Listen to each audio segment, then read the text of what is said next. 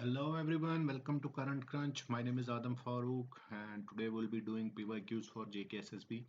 जितने भी हमने अभी तक लेक्चर्स किए हैं those are all sufficient for for our general जो भी एग्जाम्स में नॉर्मली पूछा जाता है. अब कुछ क्वेश्चंस ऐसे हैं जो हमें एक्स्ट्रा थोड़ा बहुत करना पड़ता है.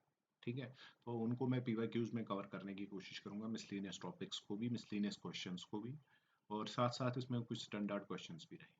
तो ठीक है, तो let's get started with question number 1. क्या है हमारे स्क्रीन पे आप देख सकते हैं कि dash shows how the contents on printed page will appear with margin header and footer.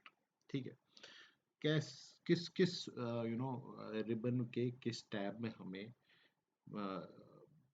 हम वो देख सकते हैं कि हमारा प्रिंटेड डॉक्यूमेंट कैसा दिखेगा, मार्जिन के साथ, हेडर के साथ, फुटर के साथ. ठीक है, तो उसके लिए आपको पता है कि एक टैब आता है जिसको हम कहते हैं प्रिंट लेआउट टैब. अब यहाँ पे प्रिंट लेआउट एसएसबी ने दिया नहीं था, सुपरवाइजर का क्वेश्चन था. तो अगर आप देखेंगे कि ड्राफ्ट में हम क्या देखते हैं, ड्राफ्ट जो है, ड्राफ्ट में हम देखते हैं कि हमारा मेन जो इसका काम होता है, ये प्रिंटेड वर्क दिखाता है. खाली जो मेन डॉक्यूमेंट है उसी को खाली प्रिंट कर सकते हैं कि ड्राफ्ट में, वो ही हम देखते हैं. फुल स्क्रीन रीडिंग आपको पता है कि पूरे स्क्रीन में आप रीडिंग ही लिखी है तो प्रिंटिंग की बात ही नहीं हो रही है. आउटलाइन आपको समझ आ रही है कि ये ओवरऑल बाहर बुलेट पॉइंट्स वगैरह को, आउटलाइंस को, इसको दिखाएगा डॉक्यूमेंट हमारा कैसा है बाहर से. तो बेसिकली इसका आंसर होना चाहिए था, यहाँ पे ऑप्शन होना चाहिए था प्रिंट लेआउट, बट वो दिया नहीं था. तो इट्स ओके, हम पेज लेआउट पे भी जाते तो हमें मार्क्स मिल जाते. लेकिन टेक्निकली एसएसबी को ये क्वेश्चन कैंसिल करना चाहिए था, या फिर हाँ, कैंसिल ही करना चाहिए था क्योंकि सही ऑप्शन दिया नहीं था. ठीक है, तो प्रिंट लेआउट मैंने आपको पहले ही बताया था, ये जो ये बटन है ये हमें कौन से टैब में मिलता है. ये हमें व्यू टैब में मिलता है. ठीक, तो सबसे लास्ट में रिव्यू के बाद होता है व्यू टैब. ठीक है बेटा, तो this is about your question number 1. Printed page को हम कहाँ पे देख सकते हैं, पेज लेआउट, प्रिंट लेआउट में इनफैक्ट. ठीक है, क्वेश्चन नंबर 2 देखते हैं. To select the current column in MS Excel, we press. ठीक है, अब देखिए, आपको मैंने बोला था कि कॉलम्स होते हैं ए बी सी डी ऐसे करके, और यहाँ पे हमारी रोज होती है 1 2 3 4. ठीक है, अगर मेरे को मान लीजिए पूरे इस ए कॉलम को सिलेक्ट करना है, इन पूरी सारी जितने भी इसमें सेल्स है, A1 A2 A3, इसके लिए मैं कौन से शॉर्टकट का यूज करूंगा. तो इसके लिए मैं जो शॉर्टकट का यूज करता हूँ वो है कंट्रोल प्लस स्पेस बार. ठीक है, करंट कॉलम को सिलेक्ट करने के लिए. ठीक है, एसएसबी ने क्वेश्चन कॉलम के रिलेटेड पूछा है, तो नेक्स्ट टाइम में भी वो रो के रिलेटेड पूछे तो उस टाइम पे हम, अगर हमें रो को सिलेक्ट करना है तो उसके लिए शिफ्ट प्लस स्पेस. ठीक है बेटा, रो के लिए मैंने ये आपको शॉर्टकट बता दिया है. पूरी रो को अगर हम 1A 1B1 C1 इस रो को सिलेक्ट करना चाहेंगे तो किसी एक सेल पे जाएंगे, अपने एक कर्सर को लेके जाएंगे वहां पे, और शिफ्ट प्लस स्पेस बार दबाएंगे तो पूरी रो सिलेक्ट हो जाएगी. अगर हम वहां पे कंट्रोल प्लस स्पेस बार दबाएंगे तो पूरा कॉलम सिलेक्ट हो जाएगा. ठीक है, याद, स्पेस बार आपको याद रहेगा, C for is control, C for column. तो थोड़ा सा निमोनिक आपके लिए मैंने बना दिया इसको. ठीक है, what is a firewall in computer. What is a firewall, पहले तो याद करने की कोशिश करो फायरवॉल क्या है. फायरवॉल का काम है कि जो भी मलिशियस वेबसाइट्स है, जो भी मलिशियस अटैक्स है हमारे कंप्यूटर पे होते हैं हैकर्स के द्वारा. मैंने आपको सिक्योरिटी बहुत अच्छे से पढ़ा है, तो आई होप आपको याद होगा कि जो भी अटैक्स होते हैं हमारे कंप्यूटर्स को, तो ये उनको, उनसे हमें प्रिवेंट करता है. ठीक, क्या ये ब्राउजिंग सॉफ्टवेयर है? नहीं. क्या ये एक फिजिकल बाउंड्री है नेटवर्क की? फिजिकल बाउंड्री नेटवर्क की तो बिल्कुल भी नहीं है. फिजिकल बाउंड्री क्या, क्या मतलब, आपको फायरवॉल दिखता है क्या आंखों से? नहीं, ये कोड किया होता है हमने. An operating system of computer network. Operating system है क्या? क्या हम इससे कंप्यूटर नेटवर्क को एक्सेस करते हैं? क्या हम इससे कंप्यूटर नेटवर्क के बीच में हमारा इंटरफेस बनाता है? ये नहीं, बिल्कुल भी नहीं. तो ये एक सिस्टम है to design to prevent unauthorised access. बिल्कुल सही. क्वेश्चन नंबर 3 का डी पार्ट आंसर रहेगा. ठीक है बेटा, the use of information technology, IT, information technology to improve the ability of government, keyword, to address the needs of society is known as e governance. याद रख लीजिए, इसका answer directly e governance. जो government internet का use करके हमें services देती है, जैसे आधार बेस्ड सर्विसेज है, जैसे हमारे बैंकिंग हमें मिलती है, यूपीआई वगैरह मिलता है।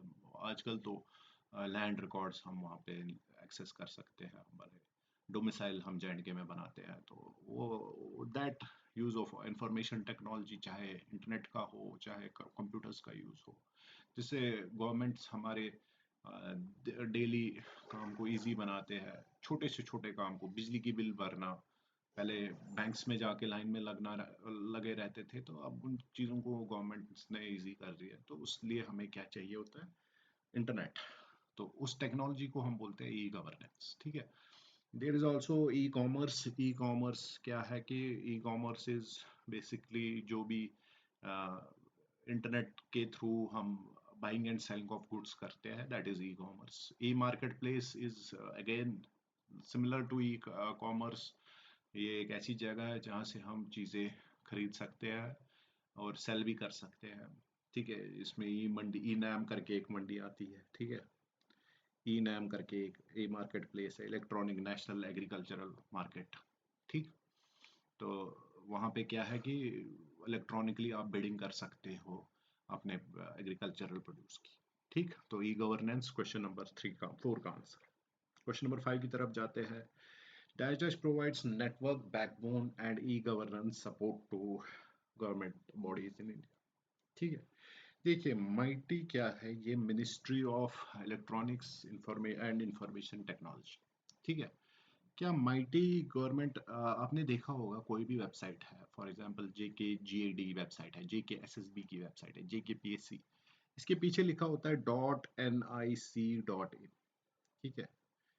ये .nic ही गवर्नमेंट को क्या करता है, नेटवर्क इनके संभालता है, इनको गवर्नेंस सपोर्ट देता है, ठीक है।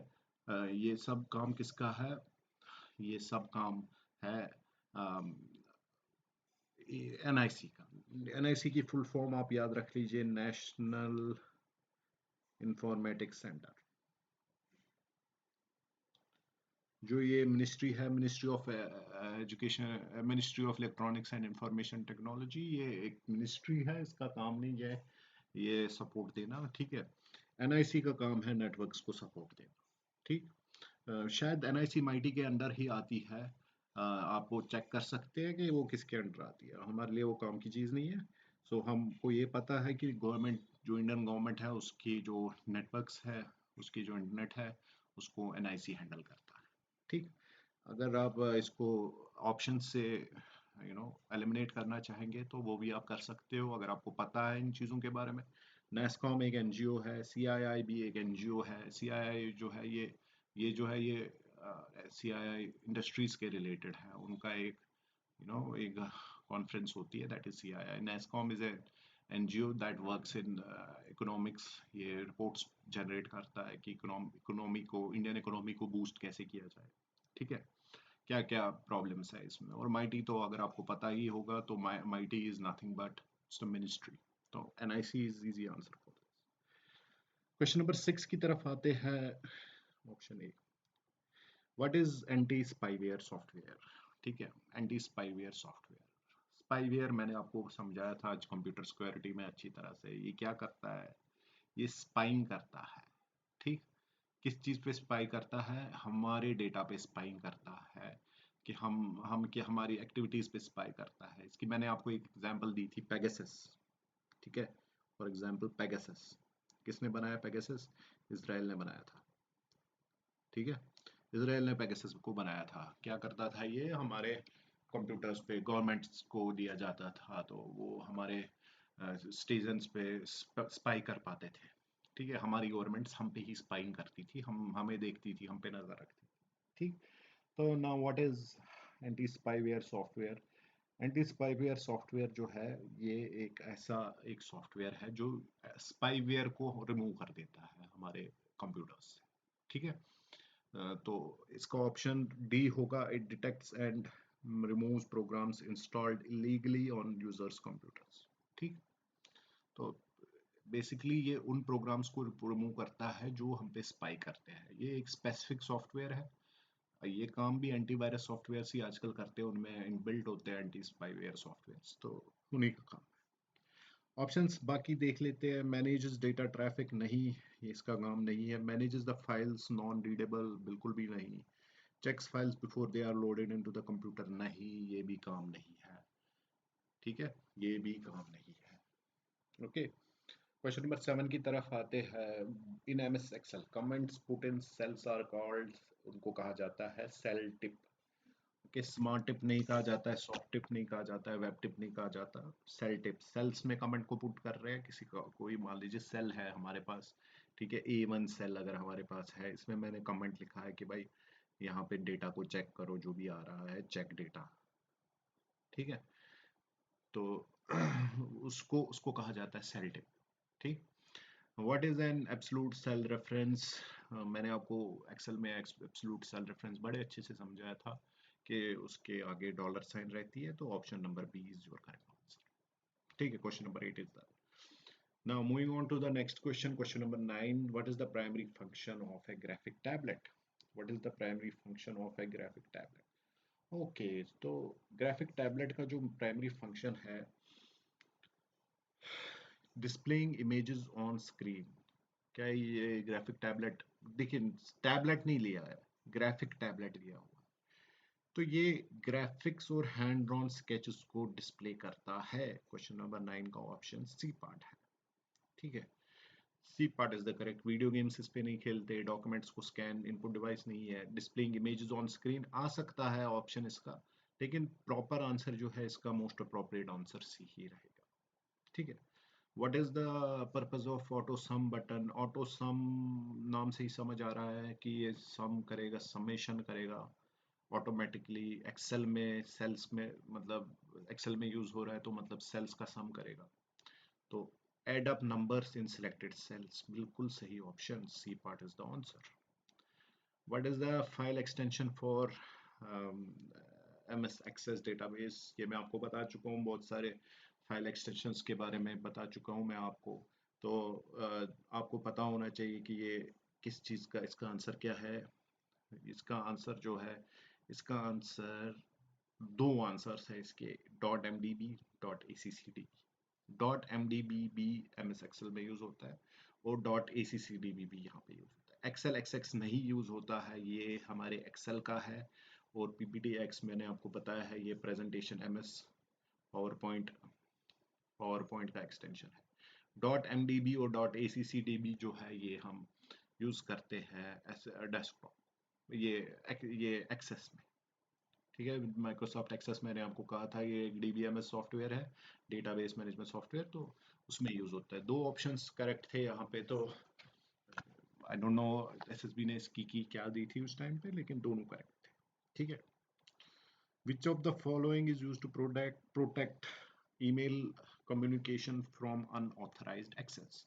मैंने आपको बहुत से प्रोटोकॉल्स बताए थे, क्या है, क्या क्या इनका काम है। ठीक है। ठीक, तो ये जो है पीओपी थ्री, ये भी एक प्रोटोकॉल है। ये प्रोटोकॉल क्या काम करता है? पोस्ट ऑफिस प्रोटोकॉल इसको कहा जाता है, वर्जन 3, पोस्ट ऑफिस प्रोटोकॉल। ठीक है, तो ये भी हम क्या करते हैं, ये एक्चुअली जो है ये माइक्रोसॉफ्ट ऑफिस का प्रोटोकॉल है। ठीक है, पोस्ट ऑफिस प्रोटोकॉल क्या काम करता है, ये ईमेल को सेंड करने में यूज होता है। ठीक है, इसके बाद आता है सिंपल मेल ट्रांसफर प्रोटोकॉल, ये है हमारा आंसर बी पार्ट। ठीक है, बी पार्ट हमारा आंसर है, यही प्रोटेक्ट करता है ईमेल कम्युनिकेशन को अनऑथराइज्ड एक्सेस से। ठीक है, इसके बाद हम देखते हैं IMPS is basically, what is IMPS? IMPS is basically a payment system. ठीक है, IMPS is a payment system, तो पेमेंट सिस्टम के साथ तो ये हमें हाँ, इसका कोई लेना देना नहीं है। ठीक है, what is encryption? Encryption is basically a way to protect our data. Encryption is basically a way to protect our data from what? From unauthorized access. जी बिल्कुल, डी पार्ट इसका आंसर होना चाहिए। दोनों ऑप्शंस इसके सही है, लेकिन इसका आंसर जो है वो प्रॉपरली इसका आंसर डी पार्ट ही रहेगा। ठीक है बेटा, तो एस एम टी पी भी इसका आंसर है, लेकिन एसएसबी ने इसमें जो आंसर दिया था वो डी पार्ट दिया था। Okay, so moving on to the next question. अगर आपको ये क्वेश्चन एग्जाम में आता है तो डी पार्ट ही आंसर देंगे, क्योंकि क्योंकि POP3B जो है ये बी एक प्रोटोकॉल है ईमेल प्रोटेक्शन के, ईमेल को ट्रांसफर करने के लिए। SMTP भी एक प्रोटोकॉल है, लेकिन जो ईमेल कम्युनिकेशंस को, मान लीजिए आपने अपने व्हाट्सएप पे देखा होगा कि these messages are end to end encrypted. ठीक है, एंड टू एंड एनक्रिप्टेड मतलब बीच में कोई उनको एक्सेस नहीं कर सकता है। जिसको अब मैसेज जा रही है उसी को जाएगी, कोई दूसरा बंदा उसको देख नहीं सकता है। ठीक है, unless government ask, Indian government ask it. ठीक है, तो प्रॉपरली इसका आंसर डी होना चाहिए। लेकिन इसका प्रोटोकॉल जो प्रोटेक्ट करता है ना, जो इन चीज़ों को प्रोटेक्ट करता है, वो ए एंड बी है, जिन प्रोटोकॉल से प्रोटेक्शन होती है। ठीक, तो फर्क क्या है एनक्रिप्शन और इन प्रोटोकॉल्स में, क्या फर्क है? देखिए, अगर आप ए से बी को मैसेज भेज रहे हो, ठीक है, ये मैसेज ए से बी तक जाने के लिए प्रोटोकॉल्स फॉलो होंगे। समझ रहे हो मेरी बात? उनमें प्रोटोकॉल्स फॉलो होंगे, वो इंश्योर करेंगे कि मैसेज ए से बी में जा रही है, बीच में किसी सी बंदे को मैसेज नहीं जा रही। वो काम है प्रोटोकॉल्स का। ठीक है, अब एनक्रिप्शन क्या है? एनक्रिप्शन देखिए, ये एक बहुत ब्रॉड टर्म है। एनक्रिप्शन ब्रॉड टर्म है, ये बहुत चीजों में यूज होती है। ईमेल को ए से बी तक पहुंचाने के लिए इन दो प्रोटोकॉल्स का यूज होता है। ठीक, एनक्रिप्शन क्या है? एनक्रिप्शन इज ए वे जिससे हम एक्चुअली में क्या करते हैं, जिससे जो मैसेज किसी को भेजी जा रही है, जब तक वो मैसेज उस बंदे के आईपी एड्रेस में ना पहुंचे, कंप्यूटर को ये समझ नहीं, वो मैसेज जब वहां पे पहुंचेगी तो डिफरेंट प्रोटोकॉल्स रिकॉग्नाइज करेंगे कि ये मैसेज हम तक पहुंची है इस आईपी एड्रेस से, इस आईपी एड्रेस से ए के आईपी एड्रेस से बी के आईपी एड्रेस पे। जब वो बी के आईपी एड्रेस पे पहुंचेगी तब जाके वो ओपन होगी। तो encryption is a process, it's an art. ठीक है, एनक्रिप्शन एक आर्ट है। आप इसमें किस तरीके से आप इसको एनक्रिप्ट करते हो। फॉर एग्जांपल, मैं अभी कोई पीडीएफ डॉक्यूमेंट आपने देखा होगा, उस पर पासवर्ड लगा होता है, दैट इज ऑल्सो एनक्रिप्शन। तो स्पेसिफिकली इसका आंसर तो ए और बी में से होना चाहिए, प्रेफरेबली बी होना चाहिए, लेकिन जेकेएसएसबी ने ऑप्शन डी दिया था। ठीक है, तो नो इश्यू विद दैट, इसीलिए हमने ये सेशन कराया है कि ऑप्शन डी ही हम लेके चलेंगे। ठीक है, तो next question is system software acts as a bridge between hardware and dash software. System software, ठीक, सिस्टम सॉफ्टवेयर जो मैंने आपको बताया था, सॉफ्टवेयर के दो दो तरह के सॉफ्टवेयर होते हैं, एक तो एप्लीकेशन सॉफ्टवेयर और दूसरा हमारा सिस्टम सॉफ्टवेयर। सिस्टम सॉफ्टवेयर का काम क्या है? ये बूटिंग वगैरह, हार्डवेयर को, हमारे और हार्डवेयर के बीच में इंटरेक्शन, यूजर्स और हार्डवेयर के बीच में इंटरेक्शन, यूजर्स और सॉफ्टवेयर, जो भी डिफरेंट सॉफ्टवेयर है उनके बीच में इंटरेक्शन। तो इसका आंसर होना चाहिए डी पार्ट, एप्लीकेशन सॉफ्टवेयर। ठीक है, काफी easy. Which of the following keys sets to full screen mode in most browsers? ठीक है, फिर से वही शॉर्टकट्स वाली बात आ गई कि which of the following shortcut key is used to set your this to different types of browsers। इसका आंसर क्या होना चाहिए? इसका आंसर होना चाहिए F11 की। F11 की से आप शॉर्टकट्स जो है वो जो आपका स्क्रीन है, जो भी आपका ब्राउजर है, वो फुल स्क्रीन तक पहुंच जाता है। ठीक है बेटा, F11। ओके,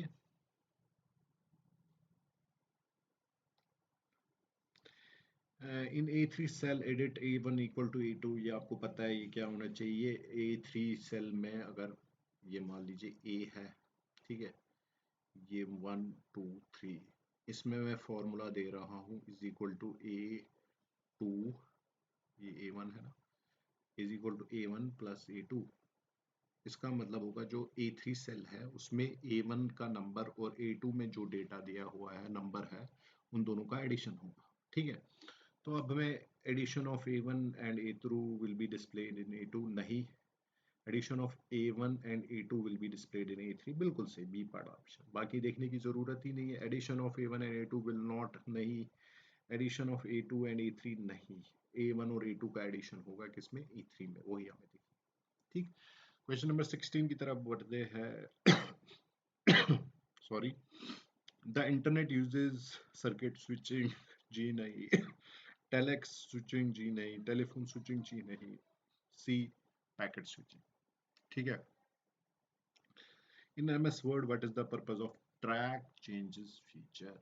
ठीक है, जब मैंने आपको वर्ड पढ़ाया था वहां पे मैंने आपको बोला था कि वहां पे एक फंक्शन होता है ट्रैक चेंजेस। क्या होता है ट्रैक चेंजेस, थोड़ा सा मैं आपको फिर से बताता हूँ। देखिए, जब मैं कोई डॉक्यूमेंट लिखता हूँ, कोई थीसिस लिख रहा हूँ, कोई बुक लिख रहा हूँ, तो मैं अपने एडिटर्स को देता हूँ, वो उसमें चेंजेस करते हैं। ठीक है, डिफरेंट पार्टीज में वो डॉक्यूमेंट शेयर होता है, तो जो भी वो चेंजेस करते हैं ना, मैं उन चेंजेस को मॉनिटर कर सकता हूँ। उसके लिए मेरे पास एक ऑप्शन होता है ट्रैक चेंजेस। ठीक है, ये बटन होता है, ये जो ये टैब बटन मुझे मिलता है, ये कौन से रिबन के कौन से टैब में मिलेगा मेरे को, ये मुझे रिव्यू में मिलता है, अंडर ट्रैकिंग, ट्रैकिंग में मुझे ये मिलता है। तो हम देखते हैं कि इसका ऑप्शन क्या होना चाहिए, to monitor changes made by multiple users. बिल्कुल सही, B part answer. What does the acronym URL stand for? Universal Reference Locator, Universal Uniform Resource Locator, Unified Resource Link, Universal Resource Link। इसका option होगा B, काफी straight forward question था, uniform resource locator. ठीक है, इसका जो ये junior assistant का क्वेश्चन था, इन्होंने इसका ऑप्शन यहाँ पे भी यूनिवर्सल लिख दिया था, ये वाला को यूनिवर्सल ही लिख दिया था, तो ये क्वेश्चन इसमें सबको बराबर मार्क्स मिलते थे। ठीक है, it was dropped out this question. ठीक, question number 18, which operating system isn't based in, agents को याद रख लीजिएगा, ये क्वेश्चंस फंसाते हैं। Which operating system isn't based on Linux kernel.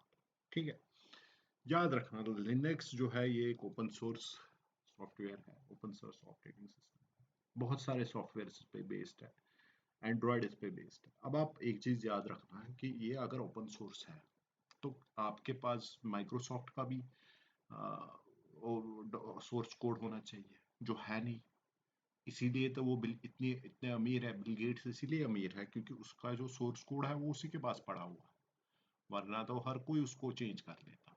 ठीक है, तो माइक्रोसॉफ्ट का सोर्स कोड सबके पास नहीं है, इसीलिए Microsoft is not based on Linux kernel. ठीक है, क्योंकि लिनक्स के कर्नल में जो भी चेंजेस है वो हम आराम से देख सकते हैं। ठीक है, तो इसका ऑप्शन बी पार्ट होना चाहिए। ठीक, अब देखिए, इसको आप अगर एग्जाम में ये क्वेश्चन पूछा जाता ना, तो आपको इसको इसी तरीके से सॉल्व करना था, क्योंकि आप कितने कर्नल्स याद रखोगे, लिनक्स कर्नल पे कितने सॉफ्टवेयर बेस्ड है, हजारों सॉफ्टवेयर बेस्ड है। अब यहाँ पे एक out of the blue question पूछा गया है कि लिनक्स के कर्नल पे which operating system is based on that, तो आपको ये चीज दिमाग में आनी चाहिए कि भाई माइक्रोसॉफ्ट जो है ये एक ओपन सोर्स कंपनी नहीं है। ठीक है, ये काफी प्राइवेटाइज्ड कंपनी है, ये अपने सॉफ्टवेयर्स को बहुत आराम से प्रोटेक्ट करके रखते हैं। तो इनका जो लिनक्स तो वहां से ओपन सोर्स है, तो ये अपने अपने सॉफ्टवेयर्स को, अपने विंडोज सॉफ्टवेयर को ऐसे प्लेटफॉर्म पे तो नहीं बनाएंगे जहां पे उनको हर कोई एक्सेस कर सके। ठीक है, तो क्वेश्चन नंबर 19 का आंसर बी पार्ट होगा। Okay, now moving on to question number 20, what is the primary purpose of compiler in programming. ये मैं आपको पढ़ा चुका हूँ, compiler, assembler and all that. तो इसका आंसर है translates high level code to machine code, B part answer. Which of the following is an example of page orientation? It is landscape. Superscript, subscript, A4 ये नहीं है। Superscript क्या होता है? मान लीजिए x to the power 2. This 2 is superscript. What is subscript? अगर मैं log to the base 10 of something 11 लिख लेता हूँ, ये जो ये 10 है ना, ये है subscript, and A4 you know is page size. Okay. What is the primary characteristic of open source software? बहुत अच्छा क्वेश्चन, बहुत ही अच्छा question. It is always free of charge. Open source software free तो होते हैं, बहुत सारे ऑपरेटिंग सिस्टम्स मैंने ओपन सोर्स में फ्री देखे हैं। ठीक है, बट ऑलवेज, क्या ऑलवेज ऐसा ट्रू है? जी नहीं, ऑलवेज फ्री ऑफ चार्ज नहीं होते हैं। आपका जो एंड्रॉयड है, आपका जो बहुत सारे सॉफ्टवेयर्स है इसमें जो हम यूज़ करते हैं, ओपन सोर्स सॉफ्टवेयर्स है, वो फ्री ऑफ चार्ज नहीं है। ठीक है। उनको पैसे देने पड़ते हैं चलाने के लिए। लेकिन क्या source code is freely available? जी, उसका सोर्स कोड आपको अवेलेबल रहता है एंड कैन बी मॉडिफाइड। जी, बी पार्ट का ऑप्शन है। ऑलवेज फ्री ऑफ चार्ज नहीं होता, कभी कभी मोस्टली फ्री ऑफ चार्ज होता है, बट नॉट ऑलवेज। बहुत ही एक फार फ्लैज्ड स्टेटमेंट दिया है। ठीक है। It is always developed by large corporations. जी नहीं, ओपन सोर्स सॉफ्टवेयर्स छोटे लोग भी डेवलप करते हैं। ठीक है। छोटे छोटे डेवलपर्स इनको बनाते हैं, not bye large corporations. Large corporations mostly licence software बनाते हैं जो ओपन सोर्स नहीं होते। ठीक। It is never used in commercial operations. बिल्कुल भी नहीं, कमर्शियल ऑपरेशंस में भी आप इसको यूज कर सकते हैं। ओ, ठीक है। Which organization sees the development of open source web browser Firefox? ठीक है, यहाँ पे दो चीजें आ गई कि Firefox एक ओपन सोर्स सॉफ्टवेयर है, एक ओपन सोर्स वेब ब्राउजर है। ठीक है। इसका ऑप्शन बी पार्ट होगा, मोजिला फाउंडेशन। ठीक है। गूगल का आपको पता है क्रोम है, माइक्रोसॉफ्ट का आपको पता है इंटरनेट एक्सप्लोरर है, एज है। ठीक है, इंटरनेट एज है। ठीक है, ये बदलते रहते हैं, इनको कोई परमानेंट नहीं है। ठीक है। एप्पल का आपको पता होना चाहिए, सफारी। ठीक है। What does PDF stand for? Portable document format, personal document file, print document format, plain document file. ठीक है। तो ये टू द मतलब if you know you know, ये बेसिकली उस टाइप का क्वेश्चन है। इसमें आप कोई दिमाग नहीं लगा सकते हो कि अगर आपको पता है इस चीज़ का आंसर तो पता है, नहीं पता है तो just leave these questions. Don't attempt these questions if you don't know the full form of stuff like this. Okay. तो इसका ऑप्शन है A part, portable document file format. ठीक है, sorry, not file, portable document format. What does CC stand for in email context? CC का मतलब होता है carbon copy, और बीसीसी का मतलब होता है blind carbon copy. Blind carbon copy.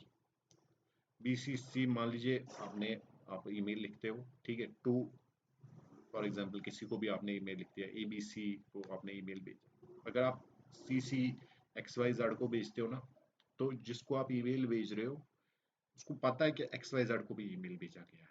लेकिन अगर आप बीसीसी एक्स वाई जेड को बीसीसी करते हो तो एबीसी को पता नहीं चलेगा कि एक्स वाई जेड को भी ये ईमेल गया है। That is blind carbon copy. Blind है मतलब एक दूसरे को पता नहीं है कि ऐसे फीचर गया है। ठीक है। Next question, which feature of antivirus software? ठीक है, एंटीवायरस सॉफ्टवेयर की बात हो रही है। Is design to protect against malicious websites and online threats. ठीक है। देखिए, ये क्वेश्चन था ना, ये पूछा गया था आपका पंचायत सेक्रेटरी। ठीक है। इसका आंसर फायरवॉल होना चाहिए, लेकिन उन्होंने एंटी फिशिंग दिया था। ठीक है। तो बेसिकली जो एंटीवायरस सॉफ्टवेयर का जो फीचर होता है ना, जो मलिशियस वेबसाइट से बचाता है और ऑनलाइन थ्रेट से बचाता है, वो फायरवॉल होता है। फायरवॉल का काम है थ्रेट से बचाना, ऑनलाइन मलिशियस वेबसाइट से बचाना। एंटी फिशिंग मैंने आपको समझाया था, fishing is a technique. Phishing is a technique through which what happens is that your you or your computer, they try to infiltrate your system through psychological means, other means. वो आपका password निकालने की कोशिश करते हैं, जो हमें होते हैं ना वो क्वेश्चन, सिक्योरिटी क्वेश्चंस, वो जानने की कोशिश करते हैं। ठीक है। तो फिशिंग एक टेक्निक है, उससे बचने के लिए हमारे पास, मेरे हिसाब से जहाँ तक मुझे याद है, कि कोई ऐसा सॉफ्टवेयर नहीं है। क्योंकि अगर आपसे कोई अभी किसी से आप इंटरनेट पे मिलते हो, आप फ्रेंडशिप करते हो उसके साथ, ठीक है, वो आपसे आपकी पर्सनल डिटेल्स जानना चाहता है, आप धीरे धीरे उसके साथ कंफर्टेबल हो जाते हो and you start giving him और her your personal details. But what happens after a time कि आपकी वो पर्सनल डिटेल्स से वो आपके सिक्योरिटी क्वेश्चंस को जज कर लेता है। तो सॉफ्टवेयर उसमें क्या कर सकता है? That is fishing. तो सॉफ्टवेयर का काम है आपको वेबसाइट से, अब अगर कोई वेबसाइट है जहाँ पे आप मान लीजिए पहले से ही पता है कि वहाँ पे वायरसेस है, आप गलती से आप वहाँ पे चले गए, तो वो काम है एंटीवायरस सॉफ्टवेयर का, उससे बचाना, तो वो फायरवॉल का काम है। लेकिन चलिए, जेकेएसएसबी के खिलाफ हम कुछ कर नहीं सकते, तो सी पार्ट ही मान लेते हैं हम। Answer answer preferably A part होना चाहिए।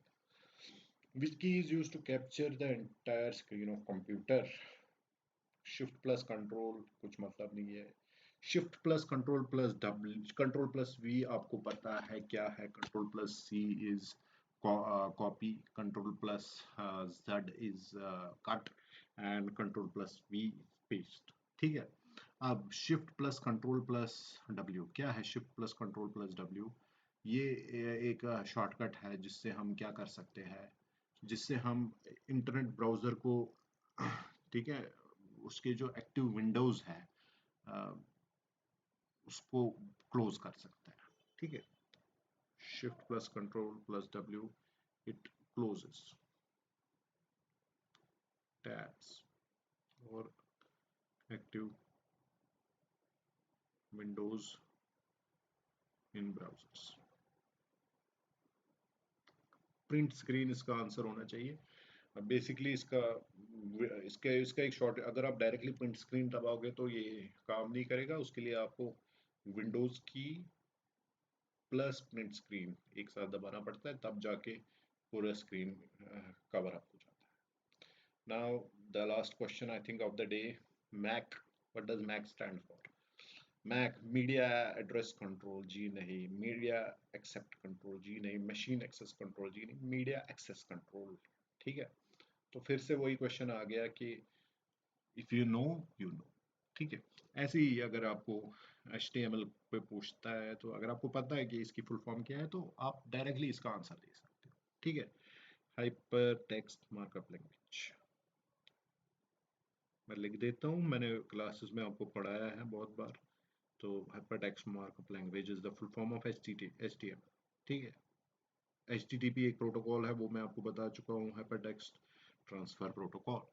IP एक प्रोटोकॉल है, इंटरनेट प्रोटोकॉल। ठीक है। तो I hope this is clear to all of you. आज का लेक्चर आपको अच्छे से समझ आ गया होगा। ठीक है। तो कुछ हमने 30 क्वेश्चंस ऑलमोस्ट इसमें कर लिए हैं। तो इंशाल्लाह आई होप कि आपका एग्ज़ाम बहुत नज़दीक है, तो आई कि आप अपने एग्ज़ाम में अच्छे से प्रिपेयर करेंगे and you will be successful with flying colours. Okay. तो सी यू नेक्स्ट टाइम। अल्लाह हाफिज़, टेक केयर।